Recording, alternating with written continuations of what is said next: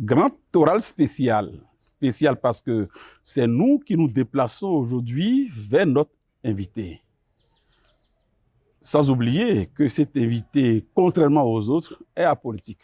Sa religion, c'est le développement. Et c'est d'ailleurs autour de ce thème que nous allons axer notre entretien de cet après-midi. Monsieur Claude Agbedjiloukou, c'est son nom. Il est ingénieur en mécanique générale, mais il touche un peu à tout. Nous ne saurions avoir la prétention de dire que nous allons mieux le présenter que lui-même. Non, tout à l'heure, il va nous aider à plus se présenter à nos téléspectateurs et internautes. Mesdames, Messieurs, bienvenue à cette émission que nous voulons spéciale pour nous déplacer à son domicile. Et merci de continuer de nous suivre sur BLTV dans votre émission Le Grand Oral.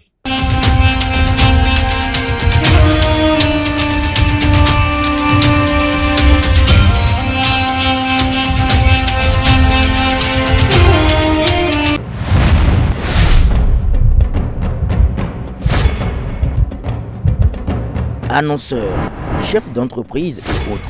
Bref, population d'ici et d'ailleurs, cet espace vous est réservé pour la promotion de vos produits et activités. Non seulement en français, mais aussi en fond, Ditamari, Fulfulde, Batonou, Dendi. À vous le choix. Pour en savoir plus, veuillez nous contacter au numéro suivant 97 64 79 91 ou 97 17 51 35. J'anime cette émission, comme d'habitude, avec mon confrère Yacoubou Akilou. Yacoubou Akilou, merci d'être présent sur ce plateau. Merci, cher confrère. C'est un plaisir de nous retrouver encore sur ce plateau, puisque on s'était déplacé vers d'autres émissions. C'est heureux que pour renouer avec cette émission, qu'on se soit déplacé du côté de la cité des Passés, comme vous l'avez dit. Bonjour, monsieur Claude Agbedjiloukou. Bonjour, monsieur le journaliste. Merci de nous recevoir chez vous. C'est un plaisir. Et comme je le disais à l'entame de cette émission, vous êtes mieux placé pour vous présenter à nos téléspectateurs et internautes, vu que vous êtes d'une immensité enviable. Merci, monsieur le journaliste. D'une immensité, c'est trop dit. Je ne suis qu'un Béninois de formation fabrication mécanique et avec pour spécialité la fabrication des équipements de transformation agroalimentaire.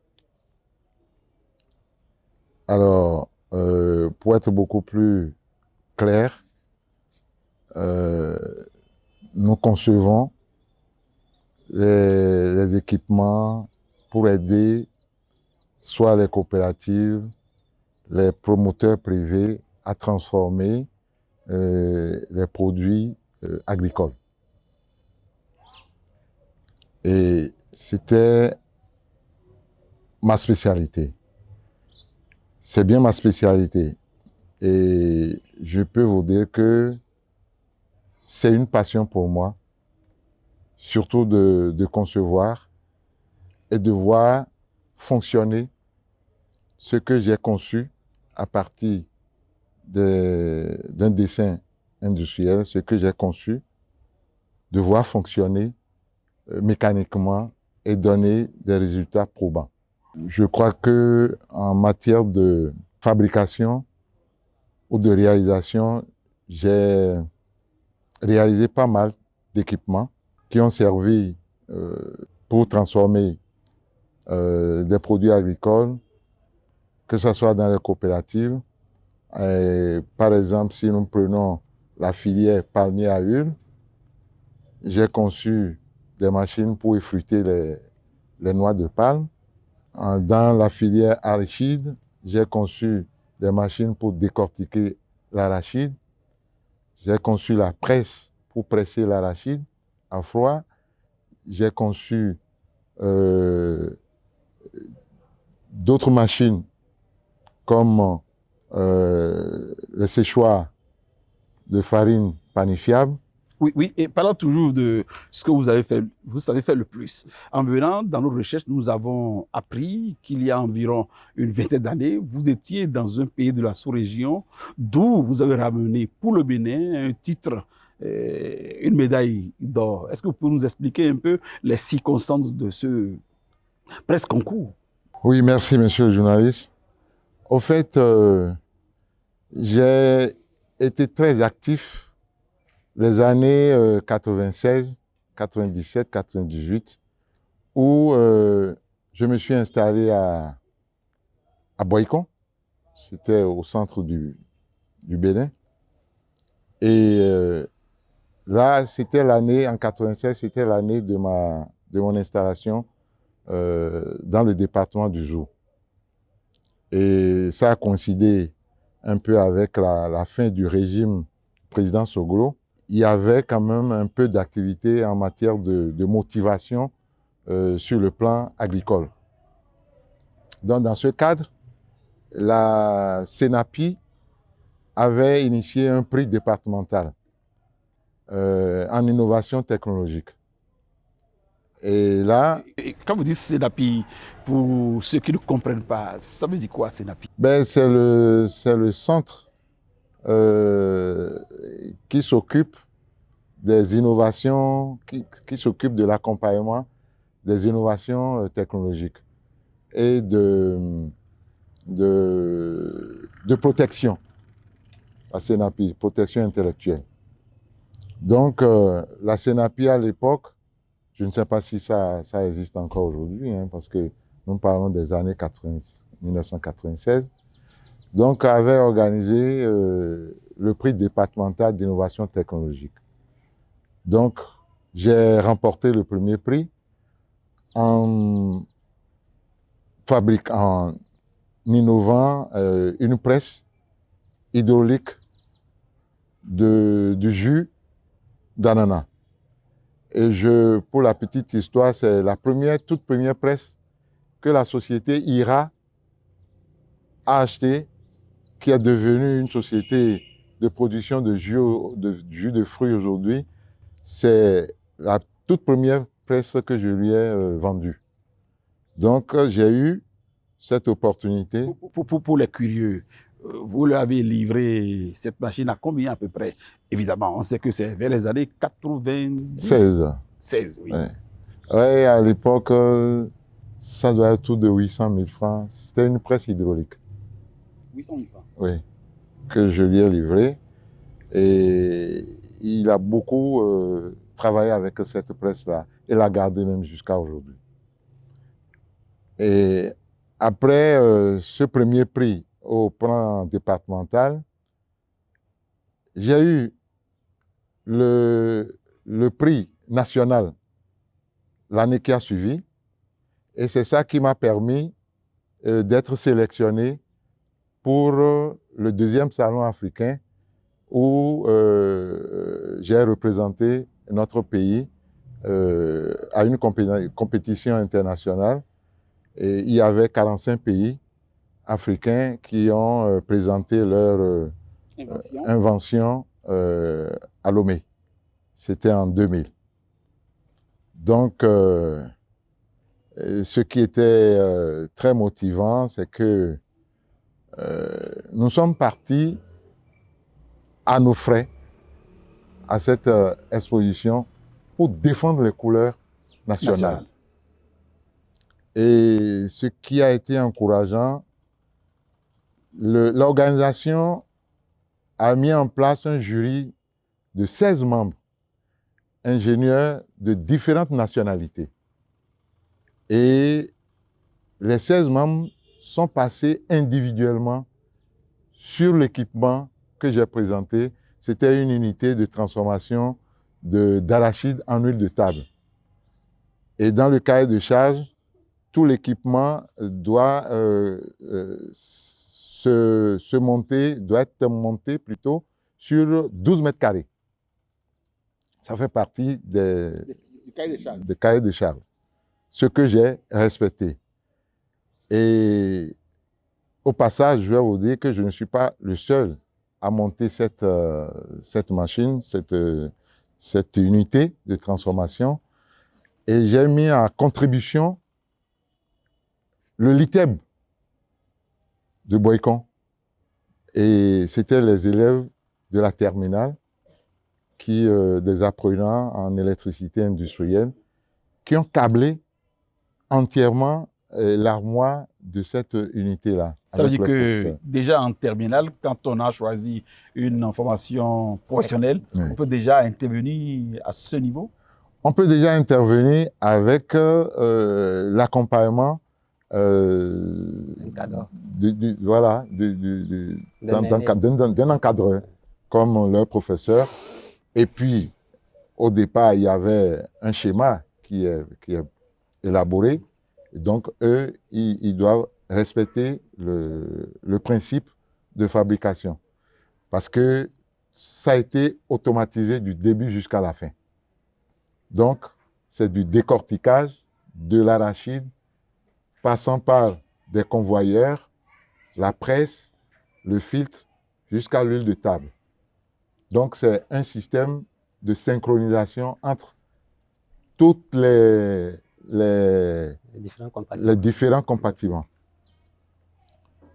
Et cet équipement a été présenté au deuxième salon africain et les membres du jury sont passés individuellement, singulièrement, pour noter chaque élément. La fiabilité, la finition, la nomenclature, le respect des normes. Et noter séparément, ils ont décidé que c'est mon invention qui a remporté le premier prix. Le Bénin était à l'honneur au Togo en 2000. En 2000, c'était sous le régime du feu président Gérard Mathieu Kérékou. Après avoir été distingué de cette façon, quelle a été la suite en termes de soutien du gouvernement à l'initiative privée? Bon, il faut reconnaître que cette époque était une époque du clair sombre au Bénin. Parce qu'en réalité, si vous vous souvenez, le président Kérékou n'était pas prêt, n'était pas très motivé à encore venir aux affaires. On l'a obligé et durant son second mandat, ça fait 10 ans. Oui, et c'est tout comme si le pays n'était pas géré. Si vous vous rappelez, c'était sous l'influence de feu Albert Tevoa-Aigret et Adjovi Séverin, pour ne citer que ceux-là, que le président feu Kérékou est revenu au pouvoir.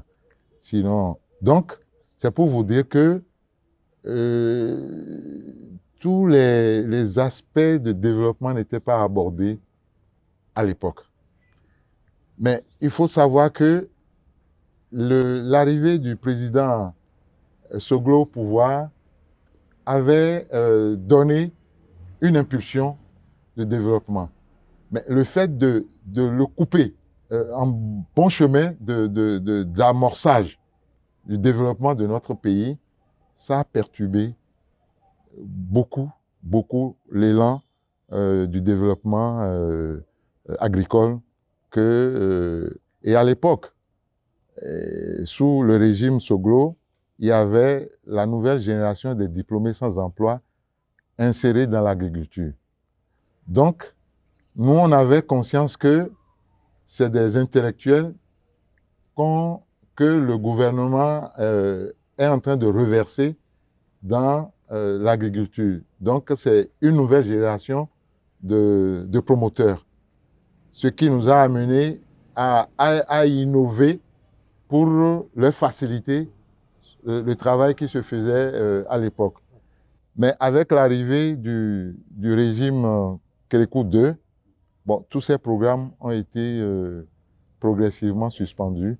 Donc, cet élan, ces innovations n'ont pas connu pas tellement, pas connu un impact, suivi. un suivi, hein, ou survie au plan national. Oui. Avant que Akilou ne prenne la parole, j'aimerais vous demander, et tout à l'heure quand vous parliez de régime, il y a eu le régime Yahi qui a parlé de mécanisation de l'agriculture. Il y a même eu PPMA, je crois bien si j'ai bonne mémoire.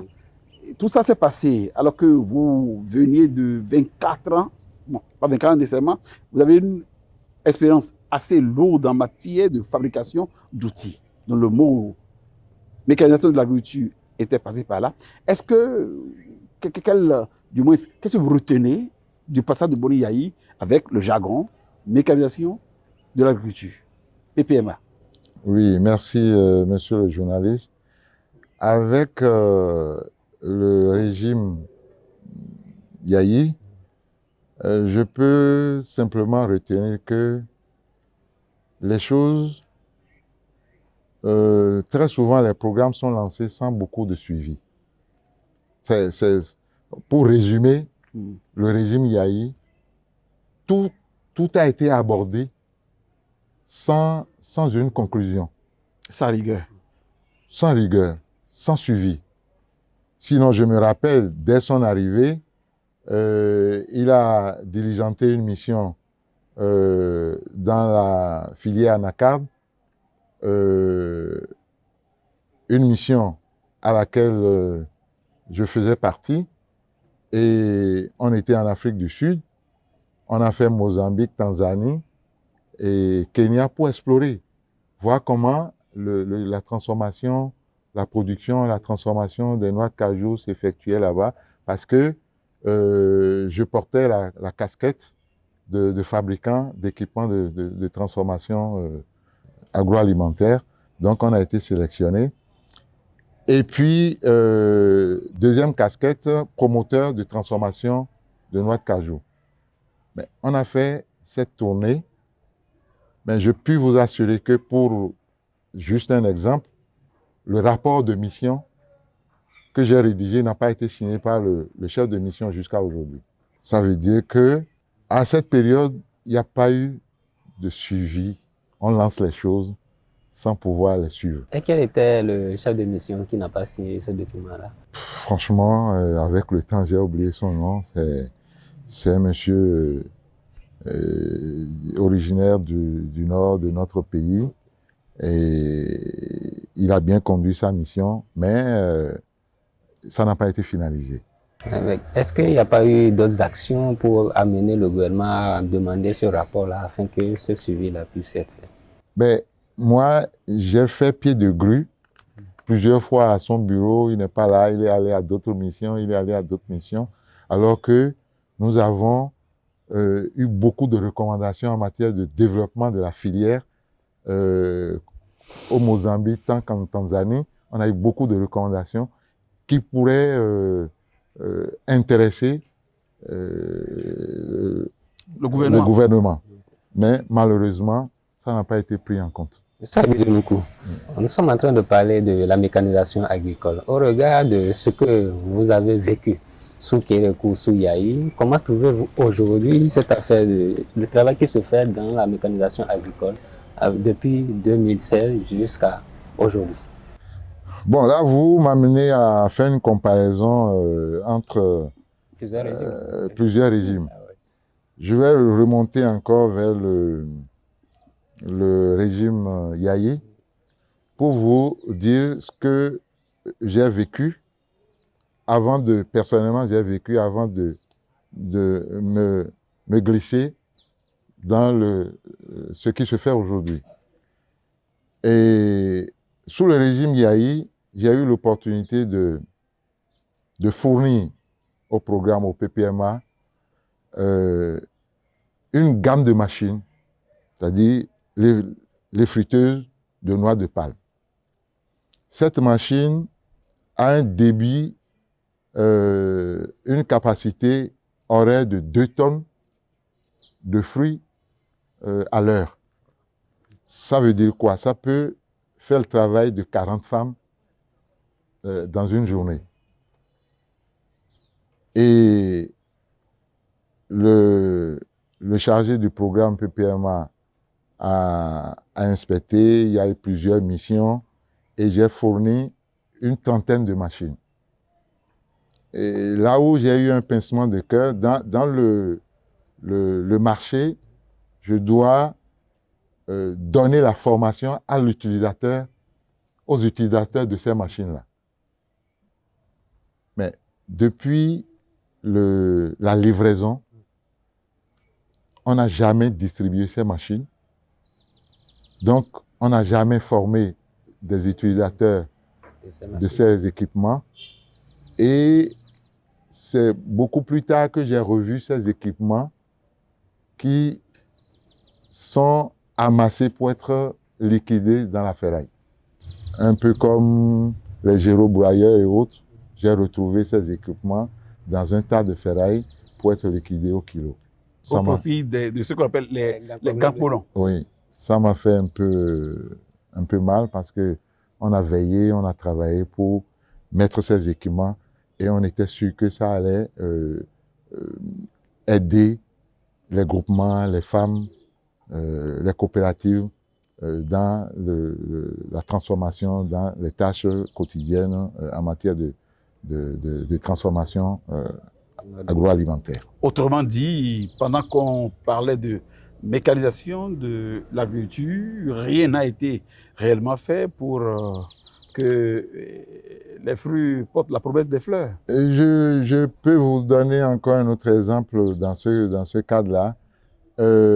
Pour élaborer la stratégie même nationale de la mécanisation agricole, on avait invité au départ 150 personnes aux ressources, dont je fais partie. Et au nombre des 150, pour finaliser le document final, le rapport final, on n'était que 45 experts pour opiner sur le rapport final de la mécanisation, de la stratégie nationale de mécanisation agricole. Et le cadre du ministère de l'Agriculture qui a suivi le processus du début jusqu'à la fin était à 2 ans de sa retraite. Et il a capitalisé beaucoup, il a suivi le consultant marocain qui est venu faire le travail avec nous du début jusqu'à la fin. Mais parce que l'administration était politisée à outrance, on l'a enlevé du projet et on a mis celui que vous connaissez, qui a piloté le programme, et ça a été du cafouillage au niveau du PPMA. Parce que c'est quelqu'un qui a conduit, c'est un consultant qui a conduit les travaux, un cadre béninois qui a conduit les travaux, mais parce qu'à l'époque, l'administration était tellement politisée que lui ne devrait plus continuer la mise en place du projet. Ça a dû cafouiller. Donc c'est... Alors, sous le régime actuel, après 8 ans, c'est ce que j'ai apprécié. La stabilité dans les prises de décision. Vous avez des preuves? Le suivi, oui, j'ai un bon nombre de preuves. Et d'abord, en matière de mécanisation agricole sous le régime du président Talon, nous allons scinder en 2 volets. Nous allons considérer le volet production avant d'aborder le volet transformation. S'agissant de volet production, le régime du président Patrice Talon a su mettre en place la Sonama. Et aujourd'hui, la Sonama offre aux producteurs des équipements adaptés à notre sol, adaptés à nos spéculations. C'est déjà un avantage important pour le développement de notre agriculture. Parce que les tracteurs sont montés sur place. Par qui? Les tracteurs sont montés à la Sonama. Oui, pas des ingénieurs expatriés ou des Béninois. Pas des Béninois. Je suis allé visiter, j'ai vu des gens que nous avons formés entre-temps qui ont excellé dans La conception. dans la conception, qui sont là, qui sont à l'atelier et qui fabriquent des outils qui vont avec les tracteurs. Certes, les tracteurs sont venus en pièces détachées, c'est monté sur place, mais les équipements qui sont attelés à ces tracteurs-là sont fabriqués localement. Donc, je peux dire que, et ça marche. Cette Sonama, elle est basée sur un site initié par le Dr Bouri Yahi, si je crois. Mais ça n'a jamais fonctionné comme ça fonctionne aujourd'hui. D'abord, c'était des équipements, des tracteurs qui sont importés et qui n'ont pas tenu le coup. Ce n'étaient pas des tracteurs adaptés à nos réalités. Tropicalisés. Les outils même qui sont attelés à ces tracteurs ne tiennent pas à ça. Car ces tracteurs-là sont garés partout. Enfin, tous les promoteurs ont des problèmes avec ces tracteurs-là. Et puis, ces équipements sont mis à disposition des producteurs sans le service après-vente. Or, nous avions prévu tout ça dans la stratégie de mécanisation agricole. Il devrait y avoir un garage central et des garages décentralisés. Mais on n'a plus respecté. Mais aujourd'hui, la Sonama a mis en place un service après-vente et un atelier mobile. Un atelier mobile, c'est-à-dire c'est un camion qui se déplace pour aller dépanner les tracteurs. Et si tu leur fais appel, on peut faire la vidange de ton tracteur sur place, sur le champ, sur le site. Donc, il y a déjà quelque chose de substantiel qui se fait au plan production agricole. S'agissant de la production, de la transformation, franchement, si au moment où j'étais vraiment en activité, on avait ces outils-là en place, je crois que au plan international, on se fera entendre. Oui, et pour le moment, qu'est-ce qui vous a enchanté? Qu'est-ce qui vous a marqué sur cette question-là? Qu'est-ce qui vous a marqué concrètement? Ce qui m'a marqué, c'est la mise en place du Fonds national de développement agricole. Le Fonds national de développement agricole. Il a fait quoi, ce fonds? Il a alimenté ce fonds pour financer le gouvernement du président Passy Talon a alimenté ce fonds pour financer les transformateurs. Même les producteurs aussi peuvent aller. Et ce fonds garantit le crédit à 50%. C'est déjà une facilité qu'on n'avait pas à l'époque où nous, on était vraiment en activité dans ce domaine-là. Et ce qui manque aujourd'hui pour que les promoteurs puissent décoller en matière de transformation, parce que n'ont pas cette culture-là entrepreneuriale. C'est vrai, on est en train de donner à la jeune génération la formation entrepreneuriale, mais dans le domaine agricole, c'est encore autre chose. Donc, les fonds sont en place et aujourd'hui, très peu de promoteurs sollicitent l'utilisation de ces fonds. Et moi, je trouve que c'est un gâchis. C'est un gâchis. Est-ce qu'aujourd'hui, il est facile d'entreprendre au niveau de l'agriculture, en agriculture? Bon. Parce que souvent, quand on parle de création d'entreprises, d'entrepreneuriat, on ne voit que le commerce et puis les autres, les services et autres. Est-ce qu'au niveau de l'agriculture, au regard de la mécanisation qui se fait aujourd'hui, est-ce qu'il est facile d'entreprendre? Ce n'est pas facile parce que il y a plusieurs facteurs qu'il faut déjà prendre en compte pour aller réellement dans l'entrepreneuriat agricole. Il y a la sécurisation des terres. Et dans ce volet-là aussi, je crois que le président Talon est en train de faire beaucoup de réformes pour faciliter l'accès à la terre aux promoteurs. Ce n'est pas tout à fait encore bouclé, mais on y est pensé, le régime a pensé à ça, ce qui est déjà une bonne chose. Après la terre, il y a la formation. La formation. Aujourd'hui, on entend dire que bon, les gens prennent de l'argent, ils vont dépenser, mais il faut leur apprendre que l'argent que la banque débloque, c'est l'argent des autres qui doit être remboursé. Et c'est là où il y a un peu de faille dans le système. Le suivi de la mise en place de ces projets-là, moi je pense qu'il doit y avoir un comité de suivi de la mise en place des projets, enfin des promoteurs qui sollicitent des fonds au niveau du FNDA. Je ne sais pas comment ça fonctionne aujourd'hui, mais je pense que si le suivi est bien fait, il ne devrait pas avoir de détournement de ces fonds pour des activités. Est-ce que ce n'est pas pour pallier cela que le gouvernement fait la politique des lycées techniques et professionnels aujourd'hui?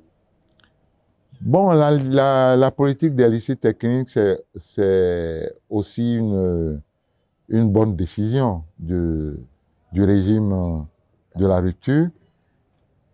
Mais c'est un ensemble. C'est vrai que les lycées, c'est pour avoir de la maîtrise. C'est pour savoir comment... parce qu'il y a plusieurs lycées. Il y a les lycées agricoles et il y a les lycées de fabrication, il y a les lycées techniques, il y a plusieurs lycées. Et aujourd'hui, il doit y avoir une synergie entre les lycées agricoles et les lycées techniques pour que le résultat soit probant sur le terrain. Et je crois qu'on va y arriver. Bon, vous qui êtes un expert, est-ce que depuis l'arrivée, il y a 18 ans déjà de ce régime, est-ce que vous avez été consulté une fois? Non, parce que, bon, nous sommes d'une génération donnée, il y a peut-être des jeunes, parce que les cadres avec lesquels nous avons travaillé dans les ministères à l'époque sont tous partis à la retraite. Donc la bibliothèque a brûlé en temps. Oui, je peux vous dire qu'il y a quelque chose qui a manqué. On n'a pas eu l'occasion de transmettre. Et c'est ça qui constitue notre chagrin aujourd'hui. On n'a pas transmis. Récemment, par exemple, j'ai mis au point un équipement pour stériliser les noix de palme. Stériliser les noix de palme, enfin pour cuire. Et cet équipement, j'ai fait appel à un technicien qui a fait le dessin, enfin, industriel, pour consigner ce que j'ai conçu. Ce n'est pas à la hauteur de ce que je lui ai demandé de faire. Ça fait mal. Et cet équipement, quand je l'ai essayé, on a fait les essais et je peux vous dire que la norme internationale en matière d'acidité de l'huile de palme est cadrée entre 0 à 5%, donc inférieure à 5%. Ça, c'est la norme internationale du taux d'acidité. Et le produit béninois, c'est-à-dire l'huile de palme produite au Bénin, n'est pas exportable parce que nous n'arrivons pas à respecter ce taux d'acidité. Ce qui serait importé va être raffiné. Et pour être raffiné, il faut que l'huile soit neutralisée, décolorée, désodorisée, raffinée pour être consommable. Mais pour passer ces étapes-là du procédé de fabrication, si le taux d'acidité est trop élevé, ça va nécessiter trop d'intrants, comme l'acide citrique et autres. Donc, le promoteur sortira du coût de production. Ce qui fait qu'en amont, il faut maîtriser le taux d'acidité. Mais j'ai mis en place le stérilisateur aujourd'hui avec lequel nous avons obtenu un taux d'acidité de 3,3%. Ça veut dire que déjà au plan local, au plan national au Bénin aujourd'hui, nous pouvons consommer sans trop de problèmes de santé notre huile de palme.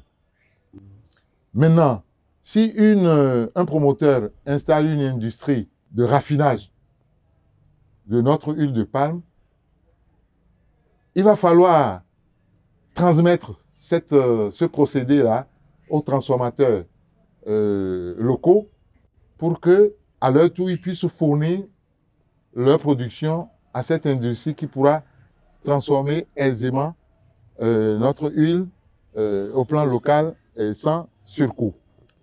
Donc, moi, je continue de travailler, mais bon, personne ne vient chercher. Est-ce que sur quelle plateforme vous avez informé de cette invention? Si vous l'avez réalisé, que vous avez resté à la maison avec, comment le grand nombre pourrait être informé? J'ai informé le responsable de la structure fêtière des productions d'huile de palme, M. Akbovi Moïse. Je l'ai informé. Mais depuis près de 6 mois qu'il est informé, il n'a jamais pris l'initiative d'aller me voir pour qu'on échange, pour qu'il aille voir l'équipement, parce que la filière même est en difficulté. Et personne n'arrive à décanter la situation pour la production de l'année dernière est restée invendue. Et la production de cette année est venue s'ajouter à la production de l'année dernière. Autrement dit, Monsieur Abidinoukou, Ouais. côté filière huile de palme, rien n'a marché au Bénin jusqu'à présent. Même sous le président Talon. Le président Talon a beaucoup fait pour relancer la filière parce que, comme je le disais tantôt, avec le régime Yahi, la filière a connu un coup, surtout avec le conflit des CAI et l'UCA, les coopératives d'aménagement rural. Ça a duré 10 ans. Depuis l'arrivée au pouvoir du président Yahi, jusqu'à la fin de son mandat de 10 ans. Mais il a fallu l'arrivée du président Talon pour qu'il donne un ultimatum de 3 mois pour que ce conflit-là soit réglé. Et ça a été réglé, effectivement, jusqu'à maintenant. C'est pour cela qu'on ne peut pas cracher sur ce que le président Talon a fait en matière de développement de cette filière. En plus de ça, les jeunes plans sont donnés, sont subventionnés pour la réimplantation des coopératives. Donc, beaucoup de choses se font en amont. Mais il faut pouvoir aussi aborder l'aspect transformation et voir les goulots d'étranglement du compartiment transformation et commercialisation. Parce qu'aujourd'hui, il y a des huiles qui sont invendues. Et comment remédier aujourd'hui à ça? Est-ce qu'il y a des pistes de solutions que vous pouvez donner? Les pistes de solutions, moi, à mon humble avis, je pense que la première des choses à faire, c'est de respecter d'abord les normes. Travailler de manière à pouvoir respecter les normes. Les normes marchandes et les normes de qualité. En matière de normes de qualité, il y a le taux d'acidité, le taux d'humidité, voilà les deux, enfin, en ce qui concerne l'huile de palme, c'est le taux d'acidité et le taux d'humidité qui sont de mise. Dès qu'on arrive à maîtriser le taux d'acidité, c'est que on a maîtrisé la filière transformation de régime de palme en huile. Ce que nous sommes en train de réussir. Et dans ce cadre-là, il va falloir s'organiser pour, vulgariser l'équipement qui a permis d'atteindre ce résultat-là. Deuxièmement, donner la formation aux producteurs, donner la formation à l'utilisation de cet équipement aux transformateurs et les mettre en réseau pour le respect des normes de qualité et des normes marchandes. Et dès qu'on a ça, on peut soit exporter notre production, notre production en huile de palme, ou consommer localement, même raffiner localement. Mesdames, Messieurs, avec la permission de notre invité, nous allons observer une pause pour permettre à la régie de nous mettre un peu de la publicité.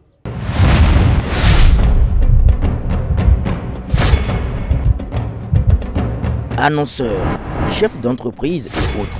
Bref, population d'ici et d'ailleurs. Cet espace vous est réservé pour la promotion de vos produits et activités. Non seulement en français, mais aussi en fond, Dikamari, Fulfulde, Batoum, Dendi. À vous le choix. Pour en savoir plus, veuillez nous contacter au numéro suivant 97 64 79 91 ou 97 17 51 35.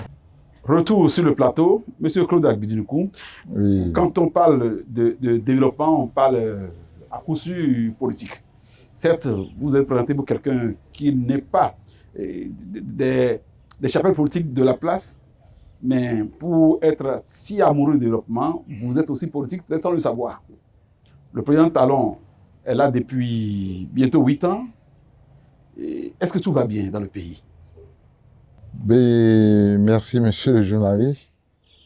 Tout va bien. Je ne pourrais pas dire que tout va bien.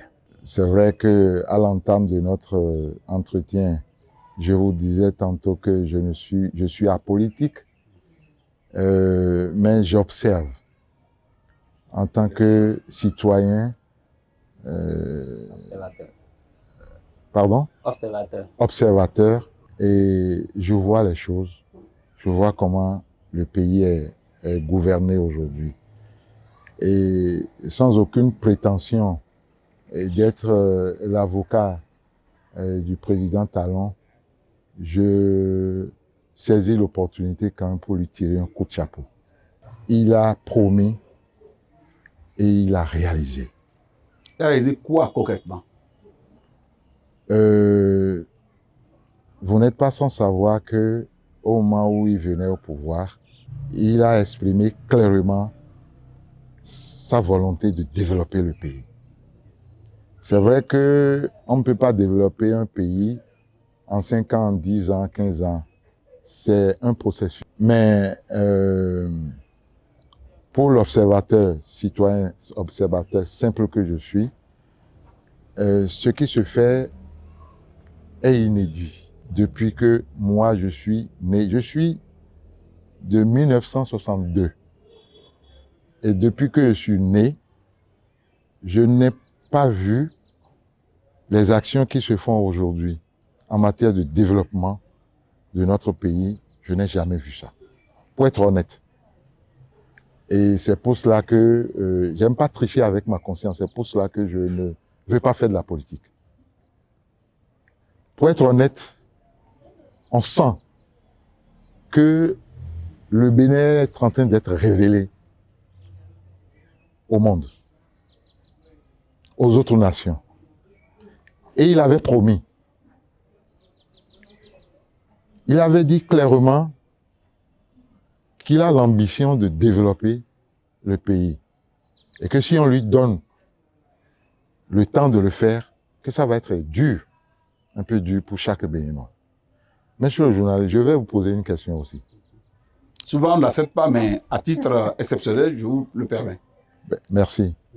Quand vous décidez d'investir, soit dans bâtir votre maison, est-ce que vous maintenez le même train de vie avant de décider que vous menez, avant de décider de construire votre maison? On serre la ceinture. Chacun serre la ceinture. Et c'est ce que nous vivons aujourd'hui. Certes, la ceinture est un peu trop serrée. Mais c'est le prix à payer pour les générations à venir. C'est vrai, je suis encore jeune. Donc, ça veut dire que nous sommes déjà d'une génération montante, pour ne pas dire. Jeune mais vieux. Voilà, d'une génération montante. Donc, c'est pour vous dire que ce qui se fait aujourd'hui, on doit avoir un esprit que c'est pour les générations à venir. Pour être beaucoup plus concret, je vais citer, je ne suis pas trop dans le secret des ministères du gouvernement, mais pour ce que j'observe, pour ce que je vois, la première des choses que le président Talon a réussi à faire, qui m'a impressionné, c'est la dépolitisation de notre administration. Vous pensez qu'elle est dépolitisée actuellement? Je pense que notre administration est dépolitisée. Il a réussi à le faire. Même si ce n'est pas à 100%, je peux vous assurer que c'est fait à 95%. C'est la condition sine qua non de notre développement. Parce que notre administration a été politisée à outrance par le passé. Aujourd'hui, mes enfants peuvent aller à l'examen ou au concours sans être partisans d'un parti politique et réussir. Vous voyez. Bon. Au plan sanitaire, j'étais à la télé l'autre jour quand j'ai vu l'hôpital de Savet qui est construit. Quand j'ai vu visualiser l'image, je me suis dit, est-ce qu'ils auront besoin de toutes ces infrastructures? Mais j'ai dit, nous sommes dans un système de développement à long terme. Donc, c'est fait intentionnellement pour que ça soit un développement durable. Et quand je prends le secteur santé, il faut voir comment la pandémie a été gérée. Il faut reconnaître que ça a été géré de main de maître. Monsieur Aguilou, est-ce que c'est tout ça là qui vous amène à dire que Talon a une chance? Parce que vous avez dit ça lors d'une discussion. Oui. Talon a une chance pour le Bénin. Pourquoi une telle affirmation? Vous qui est apolitique, mais observateur. Je suis observateur et je vais vous faire la confidence. Au moment des élections, je n'ai pas voté Talon. Il faut être sincère. Je n'ai pas voté Talon. Mais pourquoi? Mais personnellement, il m'a agréablement surpris. Il a dit, je veux développer mon pays. Je veux révéler mon pays aux autres nations. Et quand j'observe tout ce qu'il entame, les réformes au plan administratif, la construction du pays, c'est du sud au nord. Et il faut voir l'échelle à laquelle les travaux s'effectuent. C'est tout le Bénin qui est en chantier. Et ce qui est impressionnant, c'est la qualité des travaux qui sont exécutés. La qualité. Allez voir l'épaisseur des bitumes. Et quand ce n'est pas de bonne qualité, vous devez reprendre. Lui-même descend sur le terrain pour faire le suivi. À quel moment, moi, je ne sais pas. Mais j'apprends souvent que le président Talon a demandé à ce que le travail qui est mal fait soit repris. Ça veut dire que c'est quelqu'un qui a de l'ambition pour ce pays et qui sait ce qu'il nous faut pour un pays en développement comme le nôtre. Oui, dans 2 ans, ou moins de 2 ans, il va partir. Est-ce que vous pouvez dégager un profil pour celui qui pourra le remplacer afin que ce développement dont vous faites allusion soit perpétué dans le temps? Bon, un profil n'étant pas un politicien, il me sera difficile de le dire. Lui, je l'ai vu à l'œuvre. Et j'ai dit, pour ce qu'il a fait, je lui tire un coup de chapeau. Aujourd'hui, on sent que le pays est dirigé. Certes, il y a des erreurs, et l'erreur est humaine. Mais on sait que le pays est dirigé. Vous n'êtes pas politique, donc vous ne pouvez pas dégager un profil pour son remplaçant. Et ça dit que, de façon intrinsèque, vous le voulez encore continuer l'œuvre? Je ne dirai pas oui, parce que c'est notre constitution qui nous impose deux mandats. Et moi, je suis respectueux de notre loi fondamentale. Mais ceci étant, nous pouvons, parce que c'est la démocratie qui nous l'exige. Oui. Mais je nous invite à faire la démocratie à notre manière. Nous ne pouvons pas nous calquer sur la démocratie faite à l'occidental. Nous avons nos réalités. Et en principe, on doit pouvoir peut-être les années à venir insérer dans la loi fondamentale si on évalue un président qui fait bien, qui atteint ses objectifs, on doit pouvoir nous réunir à nouveau pour dire celui-là, il a bien fait, on lui concède un mandat en plus. Un référendum. Si possible. Parce qu'aujourd'hui, sans être politique, si on lance un référendum aujourd'hui, pour voir si le peuple va soutenir un troisième mandat, moi je vais voter. Moi, je vais voter pour l'intérêt de ce pays et pour l'intérêt des générations à venir. Malgré que la ceinture m'a trop serré, je vais voter pour un troisième mandat. Mais ça, ce que je dis, ça m'engage. Mais notre constitution n'a pas prévu ça. Oui, vous avez parlé maintenant de démocratie à notre manière, tenant compte de nos réalités. Je repose ma question. Monsieur Claude Agbedirunku, serait-il favorable à ce qu'un référendum ou toute autre astuce soit mise en œuvre pour que le président Talon soit contraint, je mets en griffe contraint, certes, de rester encore pour 10 ans? Puisque dans le développement, quand vous évoquez le thème développement, vous le voulez réellement dans le temps et de façon effective. Oui, en fait, c'est une question qui me préoccupe beaucoup et qui me chagrine. Parce que j'ai vu, quand on a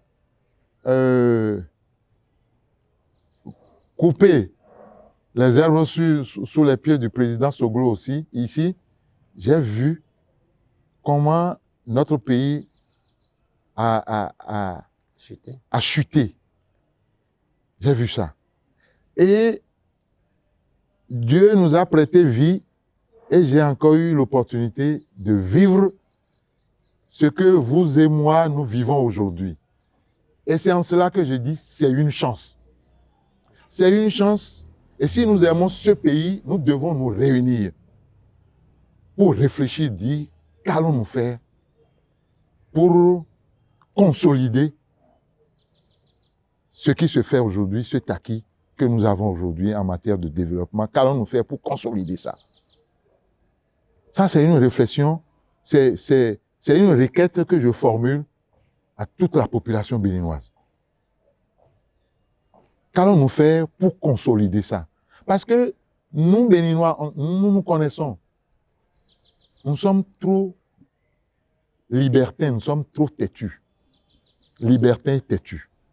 Je donne l'exemple au Togo, quand on a instauré le port des casques. Dès que ça rentre en vigueur, vous ne verrez plus personne, aucun motocycliste aller sans casque. Mais aujourd'hui, on en trouve encore, on arrête, on les verbalise et ils continuent. Il faut de la rigueur pour mieux gérer ce pays. Il faut du caractère pour mieux gérer ce pays. Pour discipliner le pays, il faut du caractère. Et vous le trouvez, tout ça en la personne du président Talon? Tout à fait. Pour être honnête, tout Béninois sait aujourd'hui que le pays est mieux géré. On sent qu'il y a quelqu'un qui a la tête du pays. Ce n'est plus la pagaille d'entretemps. C'est déjà un honneur pour nous Béninois, pour chacun de nous. Quand vous sortez du pays, vous sentez que désormais on est respecté. C'est à l'actif du président Talon et de son gouvernement. Moi, je le dis tout petit dans mon coin, mais j'invite tous les Béninois à réfléchir. Monsieur Abidilkou, à vous entendre, nous allons dépasser le temps qui nous est imparti. J'aimerais, comme on le dit de façon classique, apprendre votre mot de fin ou un quelconque appel à la jeunesse. Ça peut être politique. Bon, à l'endroit de la jeunesse, je dirais à la jeunesse de se mettre au travail. Parce que seul le travail libère. La jeunesse perd beaucoup de temps sur les réseaux sociaux. Sur TikTok. Sur TikTok, sur Facebook, sur WhatsApp. Et même à la cuisine, on voit nos filles cuisiner avec WhatsApp. Et dès que vous envoyez un message, la réponse vient automatiquement. Quand vous cumulez tout ce temps-là qu'ils mettent sur les réseaux sociaux, nous perdons beaucoup de temps. Et j'invite la jeunesse à se prendre au sérieux, se mettre au travail. Seul le travail libère l'homme. Je vous remercie. Merci, monsieur. Merci, cher Akilou, pour ta participation à cet entretien. Mesdames, messieurs, vous l'aurez compris, nous avons eu affaire aujourd'hui à un monsieur qui n'est pas d'une chapelle politique, qui aime le développement, qui est rigoureux et qui sait apprécier ce qui est beau. Et c'est d'ailleurs pourquoi il souhaite, dans la mesure possible, que le président actuel, de qui il garde des qualités d'homme rigoureux, d'homme de goût, de travailleur, il le souhaite encore pour longtemps, si ce n'est nos réalités démocratiques qui dit sur notre loi fondamentale que 2 mandats, c'est fini. Mais nous retenons toujours avec l'évité son souhait d'un éventuel référendum pour donner ses chances au Bénin en ayant encore à la tête le président Talon pour longtemps.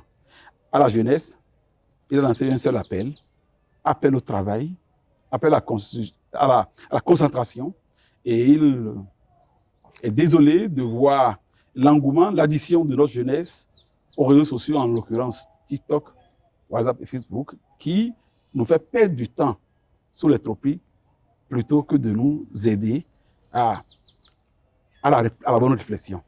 Mesdames, Messieurs, nous vous remercions d'avoir été des nôtres et prenez bien soin de vous pour une prochaine édition. Ça sera sans doute itinérant comme cette fois-ci. Merci à vous et à bientôt.